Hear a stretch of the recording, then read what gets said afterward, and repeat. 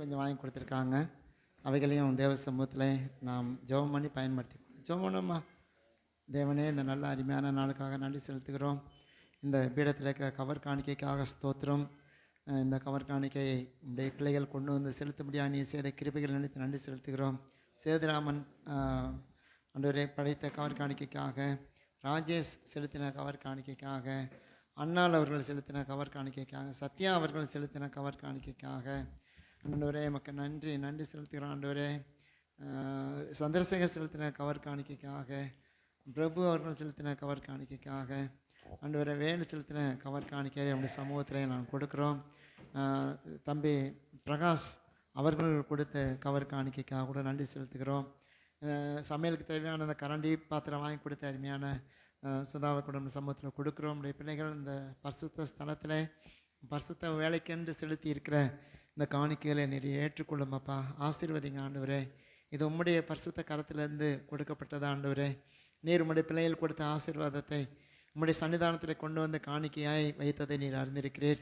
இந்த காணிக்கையை ஏற்றுக்கொள்ளும், ஆசீர்வதியும், பரிசுத்தப்படுத்தி தாரோம் ஆண்டவரே. நம்முடைய பிள்ளைகள் எவ்வளோ கஷ்டத்திலிருந்து இந்த பீடத்தை கொண்டு வந்தார்கள் எங்களுக்கு தெரியாது. நீர் அறிந்திருக்கிறீர்.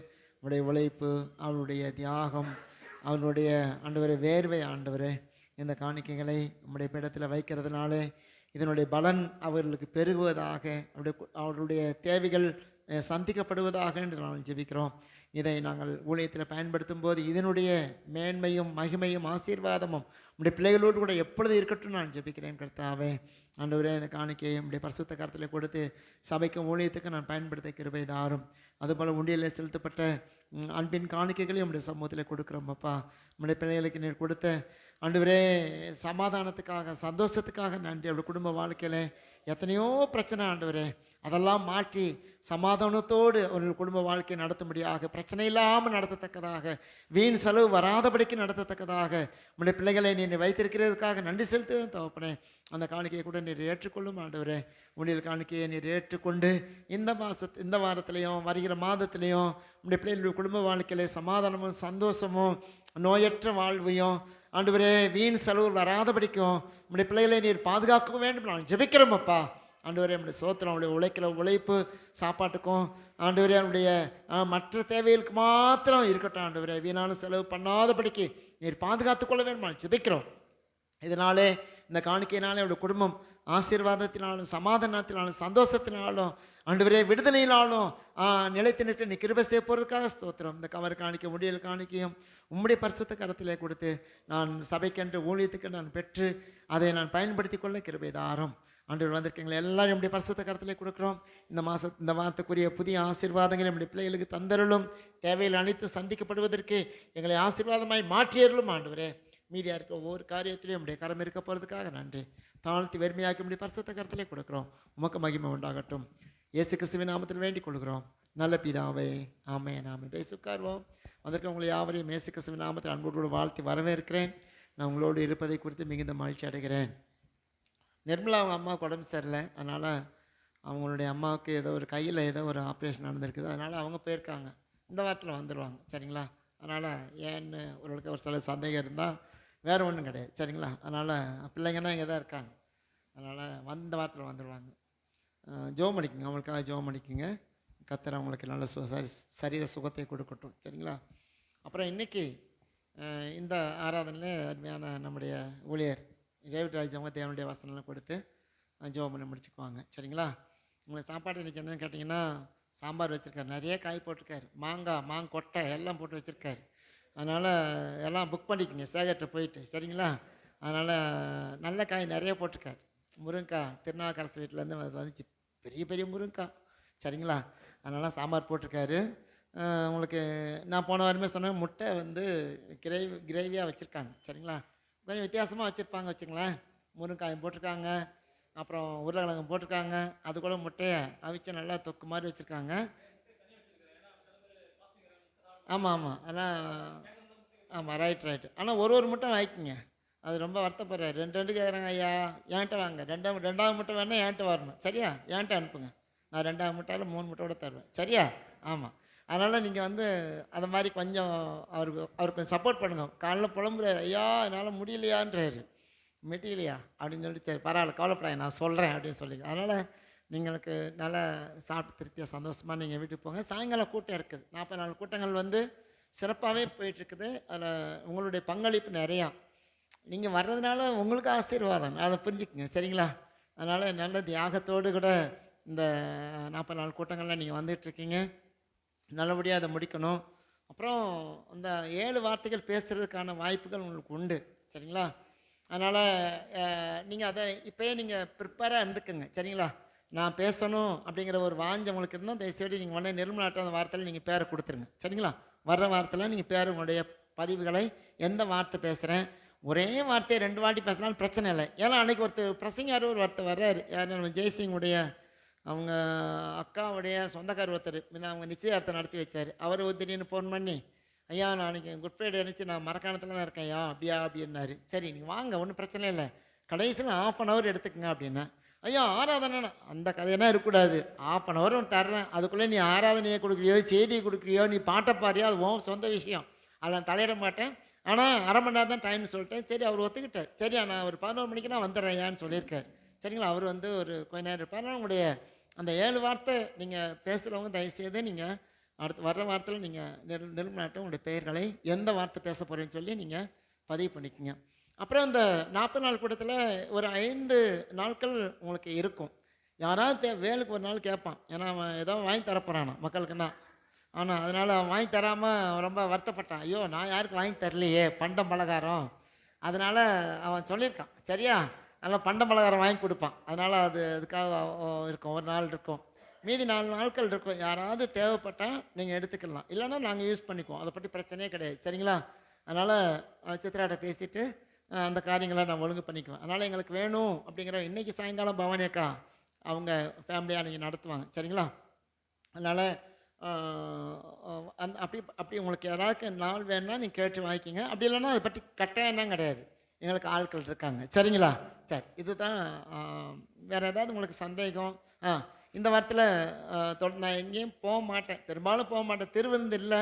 ஏன்னா வர்ற ஞாயிற்றுக்கிழமை திருவிருந்து ஆராதனை உங்களுக்கு புரியும்னு நினைக்கிறேன். வர்ற ஞாயிற்றுக்கிழமை திருவிருந்து ஆராதனை, திருவிருந்து என்கிட்ட இல்லை, அது எங்கள் ஒரு இடத்துல போய் வாங்கிட்டு வருவேன். அதனால் நான் சேகர்கிட்ட சொல்லியிருக்கேன், எங்கள் அண்ணன் பையன் வந்து கொடுத்துட்டாங்கன்னா கொண்டு வந்துடுவார், அதனால் போக வேண்டிய வேலை இருக்காது. அப்படி இல்லாத பட்சத்தில் நான் கண்டிப்பாக போய் தான் ஆகணும் சரிங்களா. அதனால் அதுக்கு நான் போக வேண்டிய சூழ்நிலை வராது, அது நான் நம்புகிறேன், நான் 100% நம்புகிறேன். போகக்கூடாதுன்னு எனக்கு ஆசை, இங்கே தான் இருக்கணும் அப்படின்னு. அதனால் அப்புறம் கால்கள் ஒரு ஊழியம் இருக்குது, அதுக்கு நம்மளுக்கு திருவிருந்து வேணும். அதனால் இப்படி சில சூழ்நிலை இருக்கிறதுனால ஒரு நான் போக மாட்டேன் சரிங்களா. அதனால் நீங்கள் 7 வார்த்தை பேச விரும்புகிறவங்க நீங்கள் உங்களுடைய பெயர்களை பதிவு செய்யுங்க. நம்ம அந்த 5 நாட்கள் இருக்குது, அதில் யாராவது பேசுகிறவங்க நீங்கள் உங்களுடைய பெயர்களை நீங்கள் பதிவு செய்யுங்க. மற்ற எந்த ஒரு காரியமாக இருந்தாலும் உங்களுக்கு சந்தேகம் இருந்தால் என்ன நீங்கள் தொடர்பு கொள்ளலாம் சரிங்களா. தொடர்பு கொண்டு ஏதாவது சந்தேகம் இருந்தால் அதை நீங்கள் சரி பண்ணிக்கலாம் சரிங்களா. இதுதான் இந்த வார்த்தைக்குரிய அறிவிப்புகள். அதனால் மறுபடியும் உங்களை வாழ்த்தி வரவேற்குன்னு இப்போ நம்முடைய ஊழியர் டேவிட் ராஜ் அவங்க தேவனுடைய வசனம் கொடுப்பாங்க, அவங்க சீக்கிரம் முடிச்சிடுவாங்க, உங்களுக்கு தெரியும் இல்லையா. அதனால் அவருக்கு இந்த நேரத்தை கொடுப்போம்.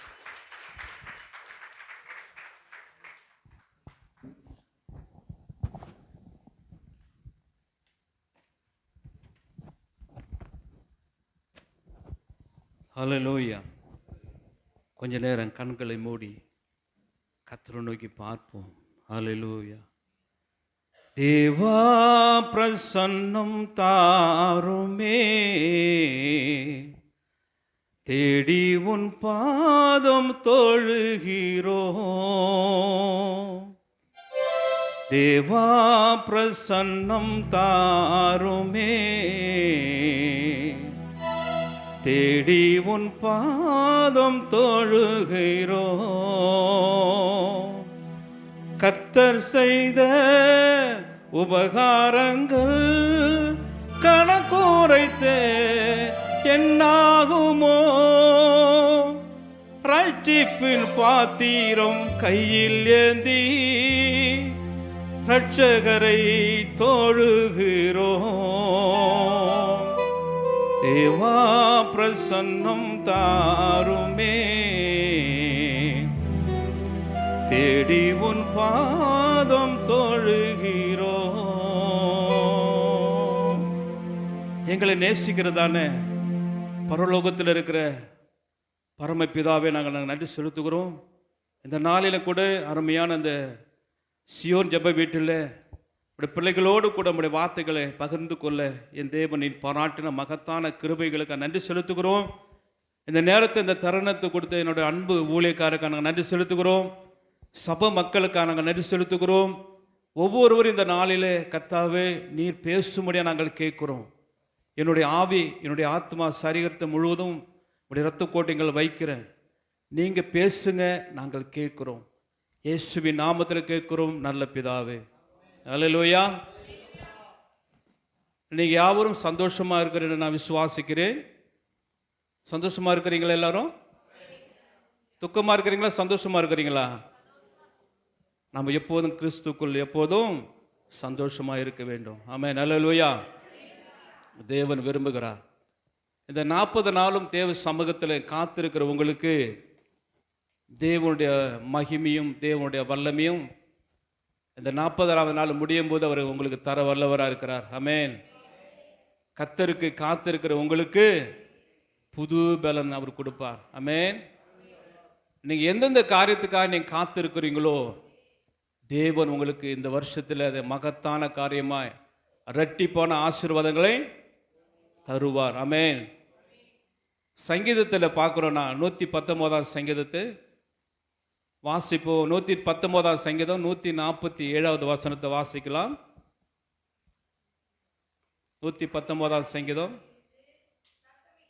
ம் ம் ம் ம்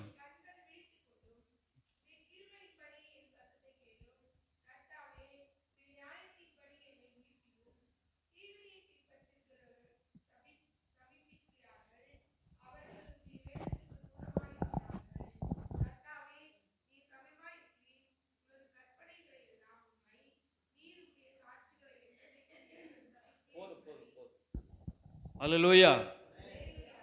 அதிகாலையில் நான் எழுந்திருந்து சத்தமிட்டு உம்முடைய வசனத்துக்காய் காத்திருக்கிறேன்னு சொல்லி சங்கீதக்காரன் தாவீது அழகாக சொல்லுகிறார்.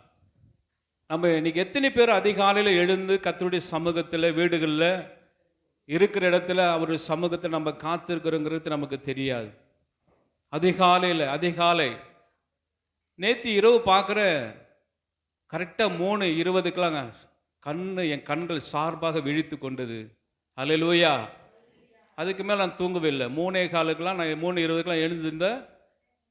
திரும்பியே நான் படுத்துக்கொள்ள ஆண்டவர் சொன்னார், ஏன்பா உன்னை அதுக்கு தான் எழுப்பினா, அதிகாலையில் நீ எழுந்து என்னை செபிக்க முடியாதான உன்னை எழுந்துரு, ஜெபம் பண்ணு. அவர் எதற்காகலாம் ஜெபம் பண்ண சொல்கிறார், அதுக்காகலாம் ஜெபம் பண்ணி கொண்டே இருந்தேன். வெறுமையாக ஜெபம் பண்ணல. எங்கள் வீட்டம்மா தூங்கி கொண்டு தான் இருந்தாங்க. நான் ஒரு சின்ன டேபிள் வச்சுருக்கிறேன், அதை தூக்கி ஓரமாக போட்டு படுக்கையிலேருந்து கட்டில் விட்டு இறங்கி போய் முகமெல்லாம் கழுவிட்டு வந்து சுத்தமாகி கொண்டு அப்படி சமூகத்தில் காத்திருந்து கண்ணீரோடு கூட செபிக்க ஆரம்பித்தேன். அல்லேலூயா. எனக்கு அருமையான எனக்கு தகப்பனும் என்னுடைய ஊழியக்காரமாக இருக்கிற ஐயா சொன்னார், இந்த வாரம் நீ தான் செய்தி கொடுக்கணும்னு. விடிய கால 3 மணி வரைக்கும் 4 மணி வரைக்கும் எந்த ஒரு வசனமும் எனக்கு கிடைக்கல. நான் அழுது கொண்டே இருந்தேன். என்ன காரணம் ஆண்டவரே? டிப்ரெஷன், கஷ்டமாக இருக்குது. என்ன காரணம் கேட்டேன். பேசலை, அமைதியாக இருந்தார், ஒன்றும் சொல்லலை. நீ போ, நம்ம உன் கூட பேசுகிறேன்னாரு. நான் கலைங்கினேன். பாத்ரூமில் போய் குளித்தேன், அழுது கொண்டே குளித்தேன். எங்கள் வீட்டம்மாட்ட சொன்னேன், இன்னைக்கு காரியத்தை குறித்து ஆண்டவர் எங்க கூட எதுவும் பேசவே இல்லைன்னு. அவங்க ஒரே ஒரு வார்த்தை சொன்னாங்க, நீ போ, அங்கே போய் நில்லு, அப்பா உன்னோடு பேசுவார். ஆமென். ஏன் சொன்னா, அவருக்கு காத்திருக்கிற தம்முடைய பிள்ளைகளுக்கு ஒரு நாளும் குறைவே வராது. யார் அவருடைய பிள்ளைகளாக இருக்கிறார்கள் என்றால் அவருக்கு காத்திருக்கிறவர்கள். இன்னைக்கு நிறைய நேரத்தில் காத்திருக்கிறாங்க. என் பிள்ளைங்களுக்கு இன்னும் கல்யாணம் ஆகல, என் பையனுக்கு இன்னும் மாப்பிள்ளை பொண்ணு வரல, என் பொண்ணுக்கு இன்னும் மாப்பிள்ளை வரல, நான் ஒரு வீடு கட்டலான்னு இருக்கிறேன், நடக்கல. ஒரு நிலம் வாங்கலான்னு இருக்க, நடக்கல. ஒரு போட்டு வாங்கலான்னு இருக்க, நடக்கல. ஏன் நடக்கல? என்ன காரணம்? நம்ம சற்று ஆராய்ந்து பார்க்க வேண்டும். நான் ஆண்டவருக்கு காத்திருக்கிறேனா, அவர் விரும்புகிற மகனா இருக்கிறேனா, அவர் விரும்புகிற மகளா இருக்கிறேனா, நம்மளை சற்று ஆராய்ந்து பார்க்க வேண்டும். நான் ஆலயத்துக்கு போகிறேன், நான் தசம்பாங்க கொடுக்குறேன், காணிக்கை கொடுக்குறேன், நேரத்தை கொடுக்குறேன், எல்லாத்தையும் கொடுக்குறேன். ஏன் எனக்கு நடக்கல? தேவன் விரும்புகிறபடி நான் இருக்கிறேன், நான் பார்க்க வேண்டும். என் ஆண்டவர் விரும்புகிற ஒரு பாத்திரமா நான் இருக்கிறேன்னா என்ன நான் சோதித்து அறிய வேண்டும். கர்த்தருக்கு காத்திருக்கிறவர்கள் புது பலன் அடைந்து கழுகு போல் சேட்டைகள் அடித்து எழும்புவார்கள். ஓடினாலும் இளைத்து போக மாட்டாங்க, நடந்தாலும் சோர்ந்து போக மாட்டாங்க. அல்லேலூயா. இந்த கால வேளையில என் வீட்டில் முட்டி போட்டு என் மனைவிக்கு தெரியும், அழுது கொண்டே இருந்தேன், ஜெபம் பண்ணி பாட்டு பாடிக்கொண்டே இருந்தேன். இந்த வார்த்தை எனக்கு வருது, கர்த்தருக்கு காத்திருப்பவர்கள் வெட்கப்பட்டு போவதில்லை, நிச்சயமாகவே உனக்கு முடிவு உண்டு, உன் நம்பிக்கை வீண் போகாது. அருமையான என் அன்பு தாய்மார்களே, சகோதரரே, நீங்க எந்தெந்த காரியத்தில் தேவனுடைய சமூகத்தில் காத்து இருக்கிறீங்களோ, இந்த 40ஆவது நாள் ஜெபம் முடியும் போது உங்க வாழ்க்கையில் ஒரு மேலான காரியத்தை நீங்க சந்திக்க போகிறீங்க. தரிசனம்னு ஒன்று வைத்திருக்கிறார், அது நிறைவேற வரைக்கும் அவருடைய பாதத்தில் என்ன செய்ய வேண்டும்? காத்திருக்க வேண்டும். இது ஏன் நடக்கல, இது ஏன் பிடிக்கல, இது ஏன் எடுக்கலன்னு ஊழியக்காரனை கேட்கக்கூடாது. ஏசாயா 44 ஒரு வசனம் சொல்றாரு, கர்த்தருடைய ஊழியக்காரன் வாயிலுக்கு வருகிற வார்த்தையை அவர் என்ன செய்கிறாராம்? நிலைப்படுத்துகிறாராம். ஊழியக்காரன் உங்களுக்கு மத்தியில் நின்று பிரசங்கம் பண்ணும்போது, போதிக்கும் போது, அவர் வாயிலிருந்து வருகிற வார்த்தையை ஆண்டவர் என்ன செய்கிறாராம்? நிலைப்படுத்துகிறார். அல்லேலூயா. நிலைப்படுத்துவார், நிலைப்படுத்த மாட்டாரா? ஊழியக்காரனை நம்ம யாரா பார்க்கணும்? நமக்கு ஆவிக்குரிய ஒரு அப்பா. அவர் சொல்லுகிற வார்த்தையில தேவனுடைய வல்லமை பிரசன்னம் இருக்கிறது. ஆமென். அல்லேலூயா. அதிகாலையில் நான் எழுந்து சத்தமிட்டு உம்முடைய வசனத்துக்காய் காத்திருக்கிறேன். உமது வேதத்தை தியானிக்கும்படி குறித்த சாமத்தில் என்ன நடக்குது? என் கண்கள் விழித்துக் கொள்ள வேண்டும். எத்தனை பேர் கண்கள் விழித்துக் கொள்ளுது எனக்கு தெரியல. ஆனால் நான் பலிபடுத்தினேன்னு சொல்லுறேன், 3 காலுக்கு மேலே என் கண்கள் தூங்குவது இல்லை. ஆமென். ஒவ்வொரு நாளும் என்னைக்கு இந்த சபையில் காலெடுத்து வைத்தனோ அன்னிலேருந்து இன்ன நாளை வரைக்கும் நான் என் தேவனுக்கு முன்பாக, உங்களுக்கு முன்பாக, என்னுடைய ஆவிக்குரிய பிள்ளைகளுக்கு முன்பாக நான் உண்மையை சொல்கிறேன். உங்களுக்காக நான் கண்ணீரோடு செபித்து கொண்டு இருக்கிறேன். என் மேலே விழுந்த கடமை, எனக்கு ஊழியக்காரர் கொடுத்த ஒரு பொறுப்பு, இந்த சபை மக்கள் எல்லாம் நீர் வீடுகள் தோறும் போய் அவரை சந்திக்கணும், அவர்களுக்காக செபிக்கணும். அந்த பாறை என் மேலே விழுந்த கடமை, என் தலைமையில் அது நிற்கிறது. நான் முழங்கால் போடும்போது இங்கே கூடியிருக்கிற என் பிள்ளைகளுக்காக நான் வேண்டிக் கொண்டு இருக்கிறேன்.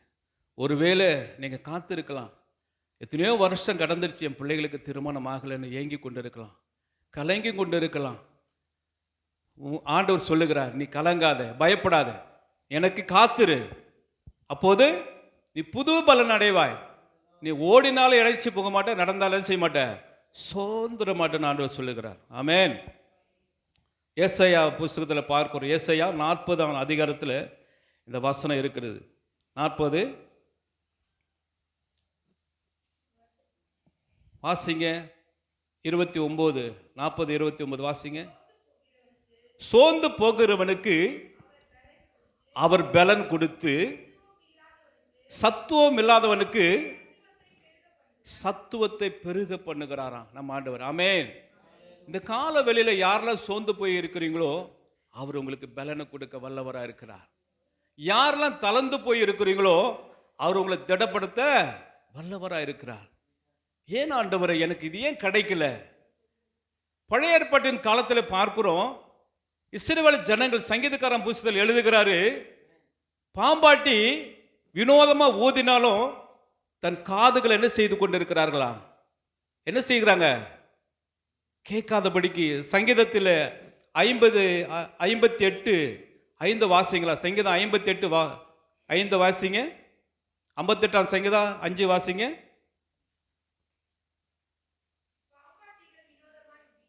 பாம்பாட்டி வினோதமா ஊதினாலும் அவர் ஊதும் சத்தத்துக்கு செவி கூடாதபடிக்கு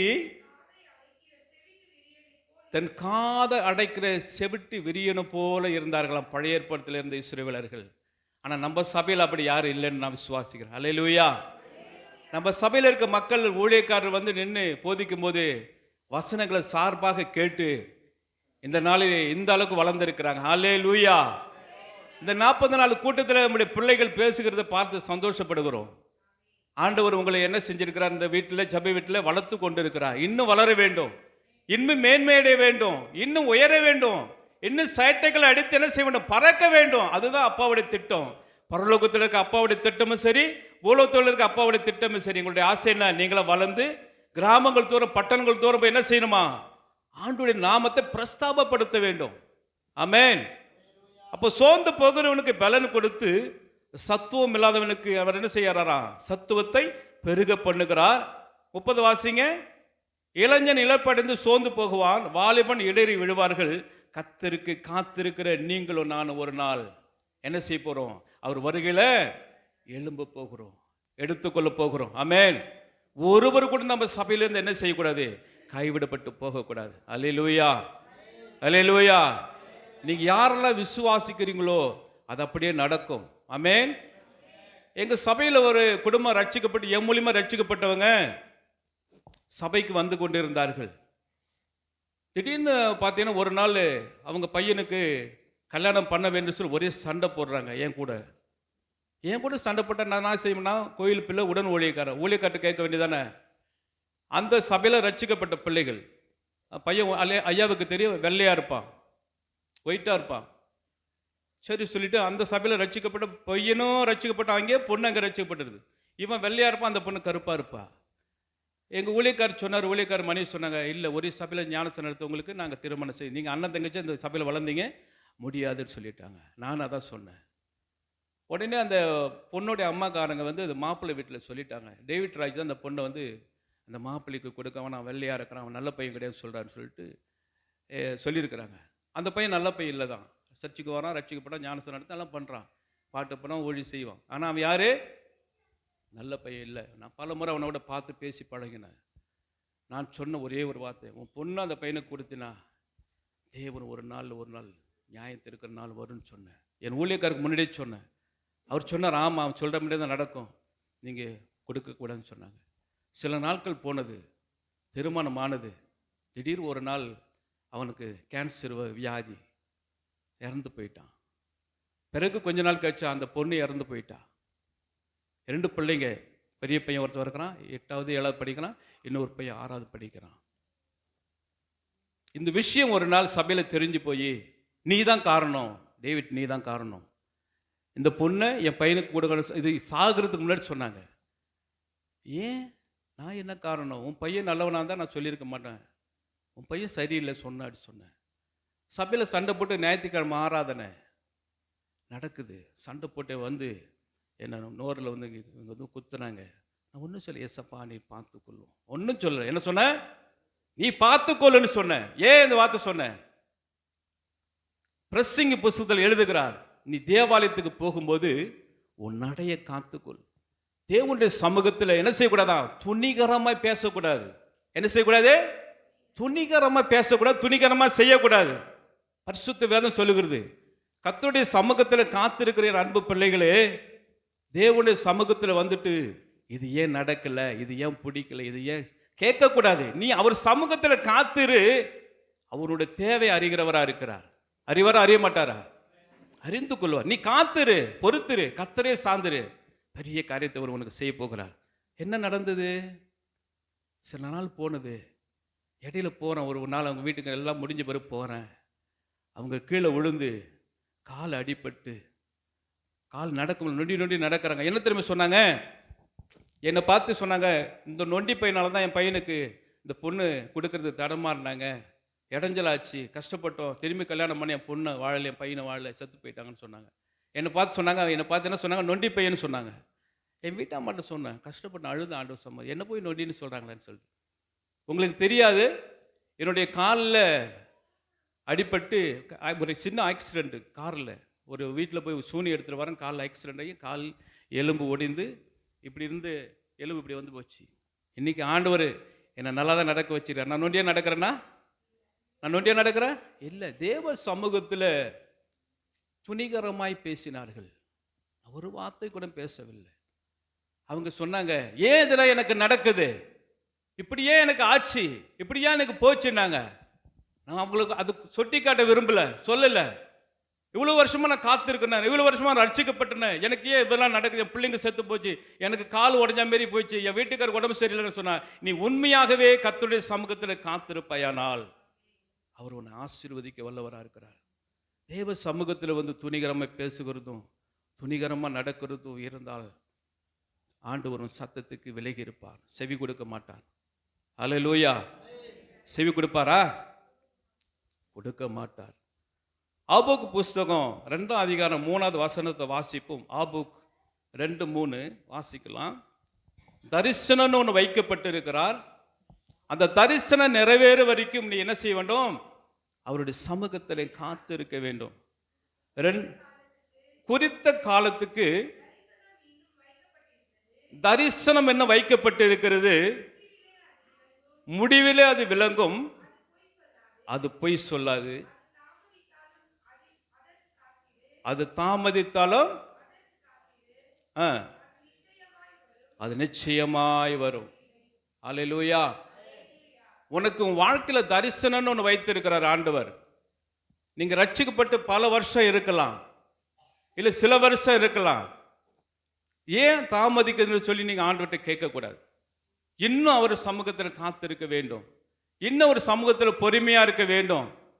ஆண்டவர்கிட்ட கேட்க வேண்டும், ஆண்டவரை நான் எந்த காரியத்தில் குறைவானவர்களா இருக்கிறேன், எந்தெந்த விஷயத்துல நான் குறைவா இருக்கிறேன்னு பார்க்க வேண்டும், சரி செய்து கொள்ள வேண்டும், சரண்டர் பண்ண வேண்டும் ஆண்டவருடைய சமூகத்தில்.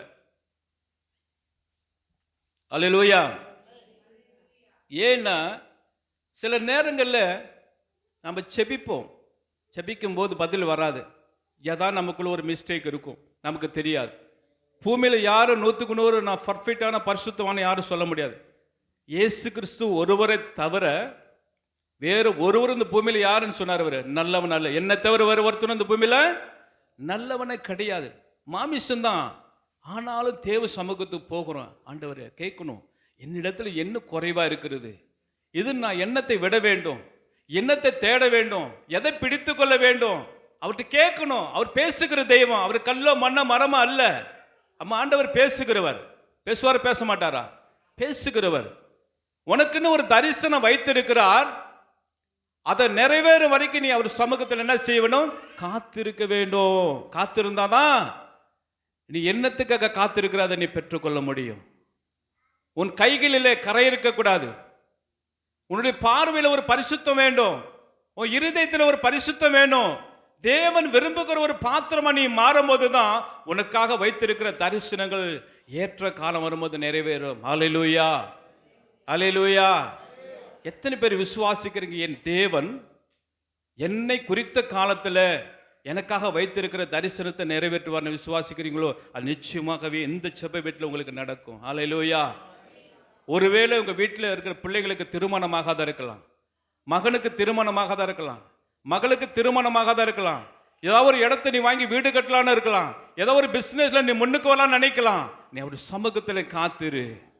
கண்டிப்பாகவே உனக்காக வைத்திருக்கிற தரிசனம் குறித்த காலத்தில் குறித்த நேரத்தில் சமயத்தில் அது நிறைவேறும். அல்லேலூயா, அல்லேலூயா. சங்கீதம் 27 13 14 வாசிப்போம். நான் சார்பா 10 மணிக்கெல்லாம் முடிச்சிருவேன், டைம் போவாது. நான் ஜீவனுள்ள தேசத்திலே ஆமென் கர்த்தருடைய நன்மையை காண்பேன் என்று விசுவாசம் இல்லாத இருந்தால் கெட்டு போயிருப்பேன். கர்த்தருக்கு காத்திரு, அவர் உன்னுடைய இருதயத்தை ஸ்திரப்படுத்துவார். நீ ஆண்டவருடைய பிள்ளைகளை இருக்கும்போது ஒரு வார்த்தையில விசுவாசத்தோடு கூட என்ன செய்யணும்? காத்திருக்க வேண்டும். அற்பமாய் நினைக்க கூடாது, சொற்பமா நினைக்க கூடாது. யாரு போதிச்சாலும் கர்த்தருடைய சமூகத்தில் நின்று பேசும்போது அந்த வார்த்தைகளை உள்வாங்கிக் கொள்ள வேண்டும், அதை கை கொள்ள வேண்டும், அதை கடைப்பிடிக்க வேண்டும். கர்த்தருடைய வார்த்தை மனுஷனுடைய வார்த்தைகள் கிடையாது. தேவன் உனக்குள்ள இருந்து பேசுவார் என்று சொன்னால், உனக்கு ஒரு உணர்வான வார்த்தைகளை அனுப்புவார் சொன்னால் அந்த வார்த்தையை நீ பிடித்துக் கொள்ள வேண்டும். ஏன துணை நின்று வேடிக்கை பார்க்க கூடாது. வந்து சமூகத்தில் நிற்கும் போது ஏன் சொல்றாருன்னா, நீ தேவாலயத்துக்கு போகும்போது உன் நடைய காத்துக்கொள். தேவ சமூகத்திலே நீ துணிகரமாய் பேசக்கூடாது, துணிகரமாய் செயல்படக்கூடாது. நீ துணிகரமாய் செயல்பட்டினா நீ வர்றதும் சரி, நீ கேட்கறது எல்லாமே என்ன ஆயிடும்? வேஸ்டா போயிடும். நீ பட்ட பாடுகள், நீ விட்ட கண்ணீர்கள், நீ போட்ட முட்டி போட்டு ஜெபித்த ஜெபமெல்லாம் ஒரு நாள் வீணா போயிடும்.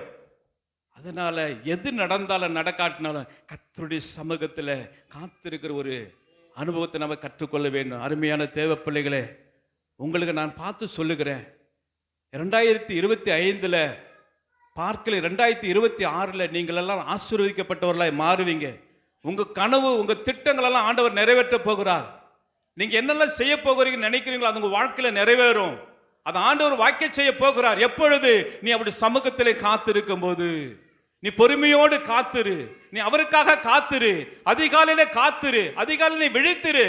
உன் தேவைகளை அவர் அறிந்திருக்கிறார், உன் காலங்களை அறிந்திருக்கிறார். நீ உன் இருதயத்தில் என்னெல்லாம் நீ வேதனைப்பட்டு கொண்டு அவரெல்லாம் அறிந்திருக்கிறார். ஒரு நாள் அது நிறைவேறும்.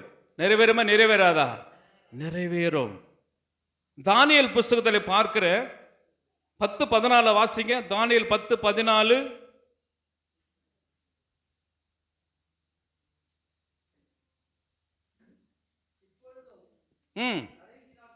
கடைசி நாட்களில் ஜனங்களுக்கு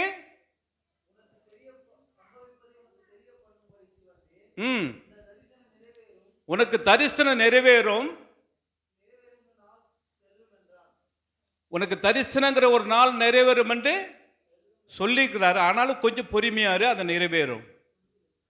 அல்லேலூயா. நீ பொறுமையா இருந்தா தான் நிறைவேறும். நீ அவசரப்பட்டா எதுவுமே நிறைவேறாது. அல்லேலூயா. அவருடைய சமூகத்தில் யாரெல்லாம் ஆண்டவர் எனக்காக வைத்திருக்கிற தரிசனம், எனக்காக வைத்திருக்கிற ஆசீர்வாதம் நிறைவேற வேண்டும் என்று நீ நினைப்பீர் என்று சொன்னால் நீ பொறுமையோடு காத்திருக்க வேண்டும். அவருடைய கரத்தில் நீ அடங்கி இருக்க வேண்டும். அவருடைய கரத்தில் நீ அடங்கி இருக்கும் போது, அவருடைய சமூகத்தில் நீ காத்திருக்கும் போது தான் உன்னுடைய வாழ்க்கையில் அவர் செய்ய போகிறது எல்லாம் நிறைவாய் செய்வார், ஆசீர்வாதமாய் செய்வார். அல்லேலூயா, அல்லேலூயா. எசேக்கியேல்ல பார்க்கிறோம் 12:24-25 எசேக்கியேல் புஸ்தகம் 12:24-25 சொல்லுது,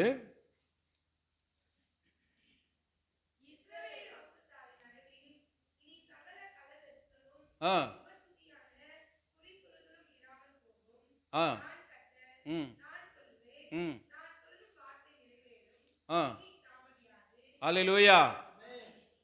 அவர் இஸ்ரவேல் ஜனங்கள் மத்தியில இனி காலம் செல்லாது, இனி ஒரு மனுஷனை உங்களுக்கு என்ன சொல்வதில்ல, தரிசனம் சொல்லுகிறது இல்ல, நான் உங்களுக்கு சொல்லுவேன்னு சொல்லுகிறார். அல்லேலூயா. நான் உங்களுக்கு போதிப்பேன்னு சொல்லுகிறார். சங்கீதக்காரன் புஸ்தகம் எழுதுகிறார். இனி வெளியிலேருந்து ஒருத்தர் உங்களுக்கு தீர்க்க தரிசனம் சொல்ல வேண்டாம், அதை நீங்க நம்ப வேண்டாம். நான் உங்களை என்ன செய்வேன், நான் உங்களை போதிச்சு நீங்க நடக்க போகிற வழியை உங்களுக்கு காட்டுவேன். உங்க மேல கண்ணை வைத்து உங்களுக்கு என்ன செய்ய போகிறேன், ஆலோசனை சொல்ல போகிறேன். நீங்க என்ன செய்ய வேண்டும், நீங்க செய்ய வேண்டியது ஒரே ஒரு காரியம் மட்டும்தான், என் சமூகத்தில் காத்திருங்க, என் சமூகத்தில் விழித்திருங்க, அதிகாலையில் என்ன தேடுங்க, நீங்க கண்டறியன்னு சொல்லுகிறார். அல்லேலூயா. ஒரு மனுஷன் காத்திருந்தான். யாரு? 38 வருஷமா ஒரு மனுஷன் பெதஸ்தா குளத்தில் இருக்க காத்திருந்தான். யோவான் எழுதின சுவிசேஷத்தில் 5ஆம் அதிகாரத்தில் பார்க்கிறோம். அவன் 38 வருஷமா காத்து கிடந்தான். ஏன்? எப்போ தேவதூதன் குளத்தை கலக்குவார்கள் அப்போ போய் இறங்கி என்ன செய்யலாம், சுகம் பெறலான்னு காத்திருந்தான். காத்திருக்கு இல்லையா? நம்ம ஆப்டர் ரட்சிக்கப்பட்டு 1 வருஷம் 2 வருஷம் 3 வருஷம் ஆகுது, காத்திருந்து நடக்கல. கோவப்பட்டுறோம், ஆண்டவர்கிட்ட எரிச்சல் அடைஞ்சிடறோம், பேசுறோம், கூட வர மட்டும் பேசுறோம். ஆமா போ, என்ன சர்ச்சுக்கு போய் ஒன்றும் நடக்க மாட்டுது, என்ன நடக்குது, வேஸ்டா போய் சும்மா சர்ச்சுக்கு போய் வரோம், அது ஒன்றுமே நடக்கலையே, நான் நினச்சது நிறைவேறலையே. ஆனால் அவர் நினச்சது நிறைவேறணுமே, அவர் உனக்கு என்ன செய்யணும்னு நினைக்கிறார், அதை நிறைவேறணுமே. நீ அவருடைய பிள்ளையா இருக்கணுமே. அவர் விரும்புகிற பாத்திரமா இருந்ததானே நீ நினைக்கிறத அவர் நிறைவேற்றுவாரு. நிறைவேற்ற மாட்டாரா? அவர் நமக்கு நன்மை செய்யதாயா காத்திருக்கிறாரு. அந்த நன்மையை நம்ம பெற்றுக்கொள்கிறதுக்கு நம்ம யாரா இல்லை, தகுதியானவர்களா இல்லை. அல்லேலூயா, அல்லேலூயா.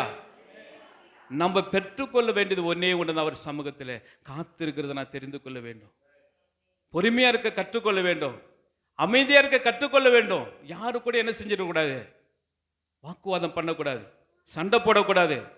செய்யலாமா? செய்யக்கூடாது. நீதிமொழியில் ஒரு வசனம் சொல்லுது, நீதிமொழி 13:12 சொல்லுது, வாசிப்போம். நீதிமொழி 12:13 ஒரு வசனம் சொல்லுகிறது,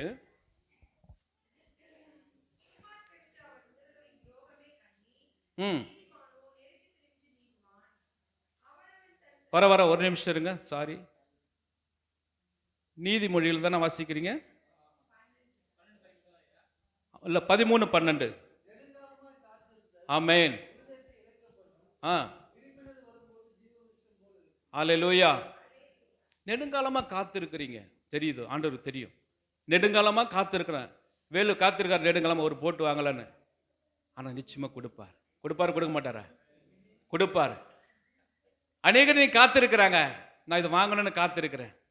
நீ நெடுங்காலமா காத்திரு. ஆனா நீ விரும்பினது வரும்போது உன் வாழ்க்கையில் எப்படி இருக்குமா? ஜீவ விருட்சத்தை போல இருக்கும். அல்லேலூயா. வசனத்தை நம்ம வாசிக்கிறது மாத்திரமல்ல, அது காது வழியாக உள்ள கொண்டு போக வேண்டும். அல்லேலூயா, அல்லேலூயா. வெளிப்படுத்தலுங்கிற ஒரு புஸ்தகம் இருக்குது. அதுல 1ஆம் அதிகாரத்துல 3வது வசனம் சொல்லுது. என்னன்னு பார்க்கலாமா? வெளிப்படுத்தல் 1:3 என்னவா அவர் சொல்றாரு பார்க்கலாம். தீர்க்கதரிசி புஸ்தகத்துல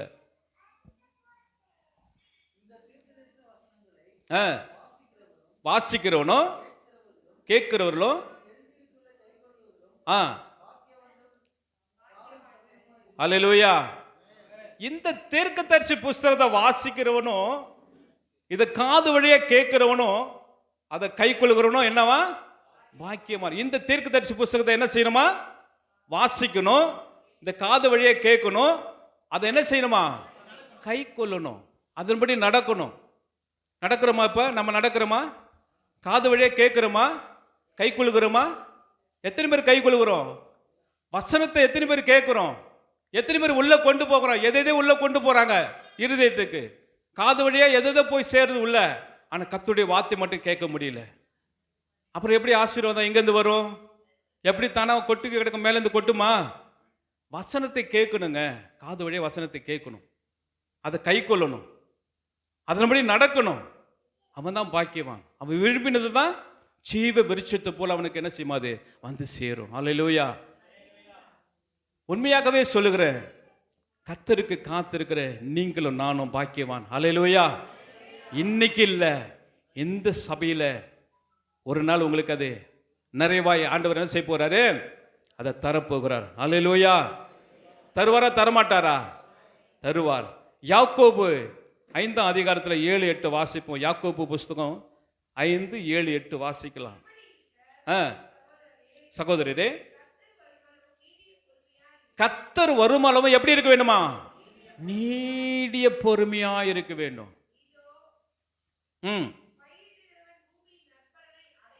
யார் ஒருத்தன் பூமியில ஒரு விவசாயம் பண்றானோ அதனுடைய பலனை அடைய வரைக்கும்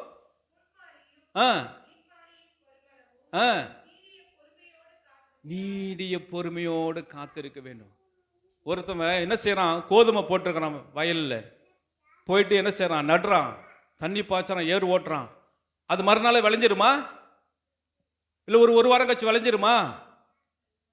விளையாது இல்லையா? அதுக்காக எல்லாம் செஞ்சுட்டான். கோதுமை வதிச்சுட்டான், தண்ணீர் பாய்ச்சறான், மருந்து போட்டுட்டான். ஆனால் அதை விளைஞ்சு வர வரைக்கும் என்ன செய்யறான்? நீடிய பொறுமையோடு காத்திருக்கிறான். அருமையான தேவ பிள்ளைகளே, தேவனுடைய சமூகத்தில் நாமளும் கூட விதைச்சிருக்கிறோம். என்ன செஞ்சிருக்கிறோம்? விதைச்சிருக்கிறோம். அதை நம்ம அறுக்க போகிறோம். அது அறுக்கிற நாள் வரைக்கும் நம்ம என்ன செய்யணும்? அவர் சமூகத்தில் காத்திருக்க வேண்டும். குறை சொல்லக்கூடாது, குற்றப்படுத்தக்கூடாது, யாரை பற்றி என்ன செய்யக்கூடாது? காயப்படுத்தக்கூடாது. காயப்படுத்தலாமா?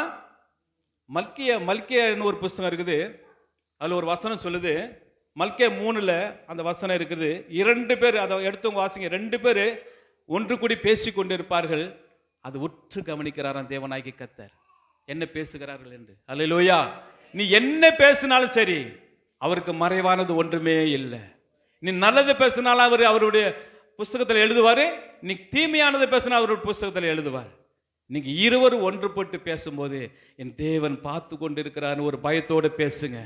எதை பேசினாலும் தேவன் பிரியப்படுகிறதா பேசுங்க. நீ எதை செய்தாலும் தேவன் விரும்புகிறதா செய்யுங்க. அப்பதான் உங்க வாழ்க்கையில் அது நன்மை உண்டா இருக்கும். மல்கியா புஸ்தகத்தில் அது இருக்கிற அந்த வசனம், கர்த்தருக்கு பயந்தவர்கள் ஒருவரோடு ஒருவர் பேசிக்கொள்வார்கள், கர்த்தர் கவனித்து கேட்பாராம்.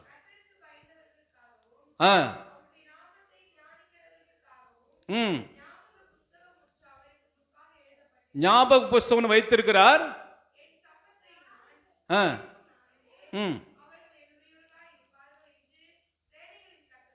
ஆமென், அல்லேலூயா. நிறைய நேரங்களில் போதுமா, நிறைய நேரங்களில் நம்ம பேசுவோம். சபைக்கு வரவங்களை பற்றி சரி, வெளியில் இருக்கவங்களை பற்றி என்ன செய்யக்கூடாதான், யாரையும் பற்றி தப்பாக பேசவே கூடாது. யார் நம்மளாம் யார்? கர்த்தருடைய பிள்ளைகள். நம்ம பேசும்போது அவங்களுக்கு பக்தி விருத்தி அடையத்தக்க மாதிரி பேச வேண்டும். அவங்க விசுவாசத்தில் வரத்தக்க மாதிரி பேசணும். நம்ம பேசுகிற பேச அவங்க ஓடிடக்கூடாது. ஆலயத்துக்கு வரலான்னு கூட நினச்சிட்டு இருப்பாங்க. ஐயோ உங்கள் சபையில் இப்படிலாம் நடக்குதா, ஐயோயோ நான் வரலான்னு தான் நினச்சிட்டு இருந்தேன், நான் வரமாட்டேன் உங்கள் சபைக்குன்னு சொல்லக்கூடாது. ஏன்னா நம்ம பேசுகிறதை ஆண்டவர் உற்று நோக்கி பார்க்கிறார். யாரையும் மனம் கசந்து பேசக்கூடாது. கர்த்தருடைய பிள்ளைகளாக இருக்கிற நாம், அவருக்கு காத்திருக்கிற நாம், நம்ம வாழ்க்கையில் நன்மை பெறக்கூடிய நாம் எப்பொழுதும் அது வார்த்தையை நோக்கி காத்திருக்க வேண்டும். அது வார்த்தை நோக்கி நிலைத்திருக்க வேண்டும்.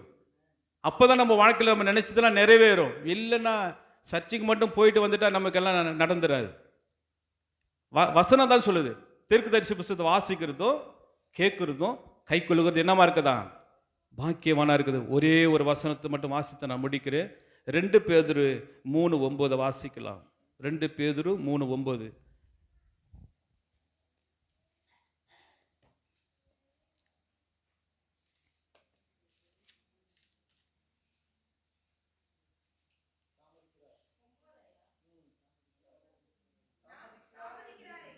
ம் ம்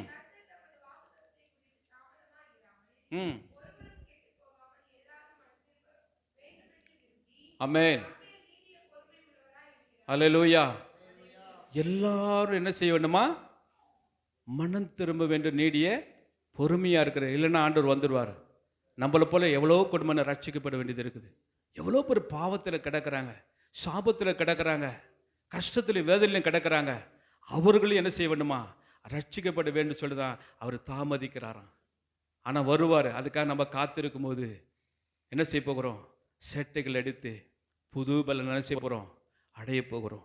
கர்த்தருக்கு காத்திருக்கிற நீங்களும் நானும் வெட்கப்பட்டு போவதில்லை. அல்லேலூயா, அல்லேலூயா. கர்த்தர் தாமே இந்த நாளை உங்களை ஆசீர்வதிப்பாராக. இன்னைக்கு நாளை கொடுத்த வசனத்தின்படி ஆண்டவரே நம்முடைய பிள்ளைகளை ஒவ்வொருவரையும் நீ ஆசீர்வதிக்க முடியா. நீங்க பேசுறதுக்கான நன்றி செலுத்துகிறோம் ஐயா. எங்கள் சபையில் இருக்கிற ஒவ்வொரு பிள்ளைகளும், ஒவ்வொரு மகனும் மகளும் எந்த இடத்துல வந்து நின்று பிரசங்கிக்கிற பிள்ளைகளை மாற்றும்படியா நாங்கள் செபிக்கிறோம். உடைய கரங்கள் எங்களோடு கூட இருக்கும்படியா நாங்கள் செபிக்கிறோம். ஆண்டவரை நன்றி செலுத்துகிறோம். உங்க அழகான முகம் ஏன் உள்ளத்தை அசைக்குது, உங்க அழகான குரல் என்னை தூக்கி நடத்துது.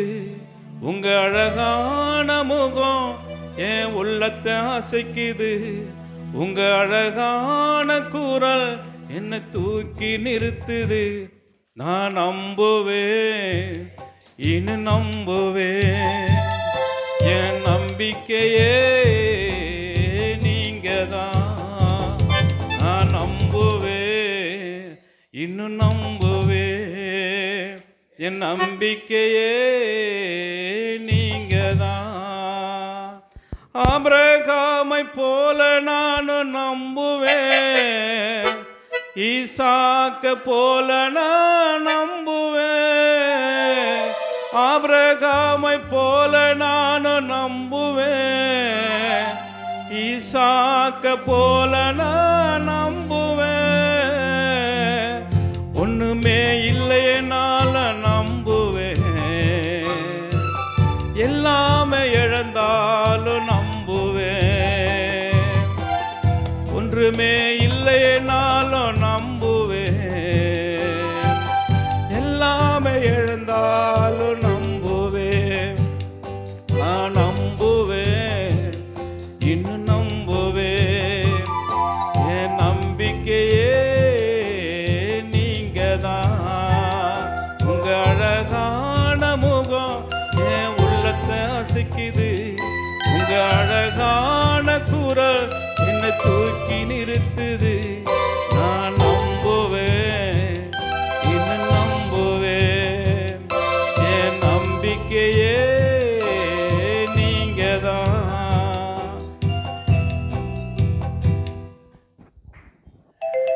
Praise the Lord. ஒரே சின்ன அறிவிப்பு, அதை நான் சொல்லிவிட்டு நான் ஜெபம் பண்ணி முடிச்சிடுறேன், சரிங்களா? இந்த வாரத்தில் அடுத்த ஞாயிற்றுக்கிழமை திருவிருந்து ஆராதனை, உங்களுக்கு தெரியும் இல்லையா? செல்வகுமார் வருவார். செல்வகுமார் சுதன் அவங்க வருவாங்க.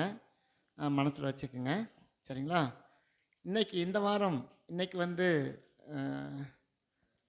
உங்களுக்கு யார் இருக்காங்க கேட்டிங்கன்னா, இன்றைக்கி பவானி அவங்க இருக்காங்க, நாளைக்கு முருகேசன் இருக்கார், நாளை மறுநாள் 1ஆம் தேதி நான் இருக்கேன், 2ஆம் தேதி சித்ரா இருக்காங்க, வியாழக்கிழமை நம்முடைய அருமையான டேவிட் ராஜ் இருக்கார், சரிங்களா?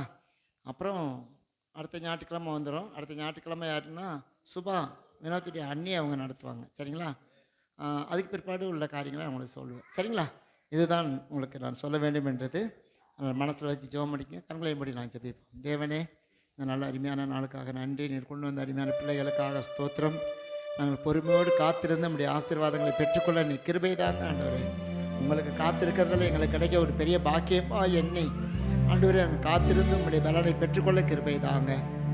வந்த எங்கள் ஒவ்வொருவரையும் பெயர் பெயராய் குடும்பமாய் தனியாய் நீங்கள் ஆசீர்வதிக்கணும்னு நான் ஜெபிக்கிறேன். வரும்போது எங்களை பாதுகாத்து கொண்டு வந்தீரே, நமக்கு நன்றி. நாங்கள் வீட்டுக்கு போகும்போதும் அவனுடைய ஆசீர்வாதத்தோடு நிறைவான பலனோடு போக நீ கிருபை தாங்க. தாழ்த்தி வெறுமையாக்க முடிய பரிசுத்த கருத்திலே கொடுக்குறோம்.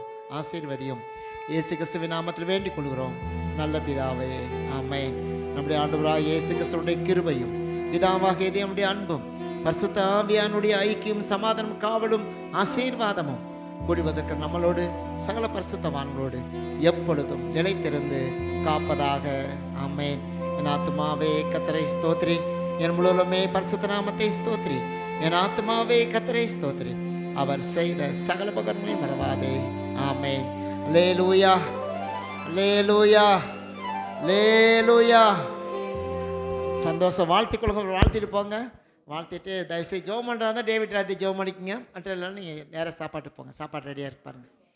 யாராவது ஜெபம் பண்ணால் வந்து நீங்கள் டேவிட் ராஜ் ஜெபம் பண்ணிக்கோங்க. மற்றபடி நீங்கள் சாப்பாட்டுக்கு நீங்கள் போகலாம்.